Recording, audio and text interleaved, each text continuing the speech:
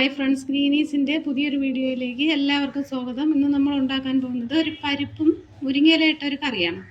ആദ്യം പരിപ്പ് കുക്കറിൽ വേവിച്ചെടുക്കാം. പരിപ്പിട്ട് കൊടുക്കാം. പരിപ്പിന് മുകളിലായിട്ട് വെള്ളം ഒഴിച്ച് നിറയ്ക്കാൻ വെക്കണം. കുറച്ച് ഉപ്പും കൂടി ഇട്ട് കൊടുക്കാം.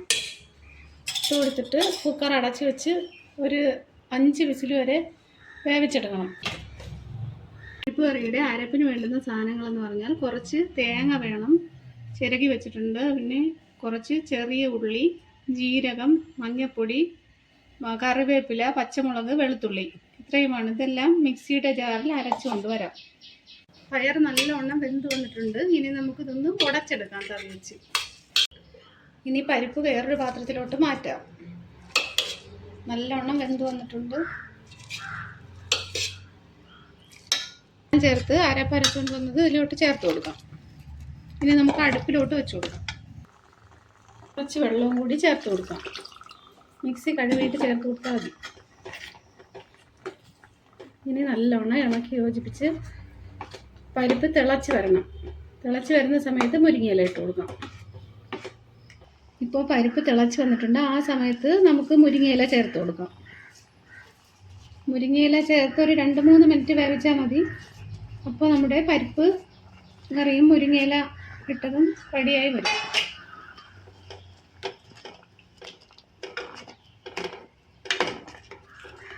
വളരെ ഹെൽത്തി ആയിട്ടുള്ളൊരു ഡിഷാണിത്.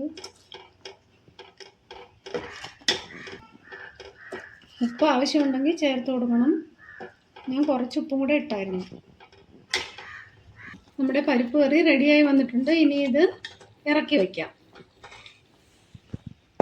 കടുക് താളിക്കാനായി ആവശ്യമായ വെളിച്ചെണ്ണ ഒഴിച്ചു കൊടുക്കാം. വെളിച്ചെണ്ണ ചൂടായി വന്നിട്ടുണ്ട്. ഇനി നമുക്ക് കടുക് ഇട്ട് കൊടുക്കാം.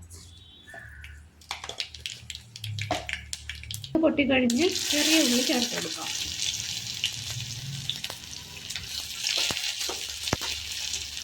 വറ്റൽ മുളകും കറിവേപ്പിലയും കൂടി ചേർക്കാം.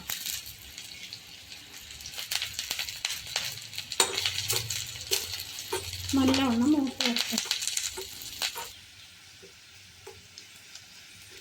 എല്ലാം മൂത്ത് വന്നിട്ടുണ്ട്. ഇനി നമുക്ക് പരിപ്പിലോട്ട് ചേർത്ത് കൊടുക്കാം.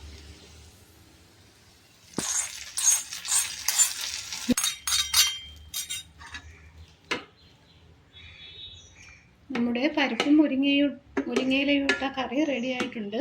എല്ലാവരും ഉണ്ടാക്കി നോക്കണം. ഇഷ്ടമായ ലൈക്ക് ചെയ്യണം, ഷെയർ ചെയ്യണം, സബ്സ്ക്രൈബ് ചെയ്യണം. Thank you.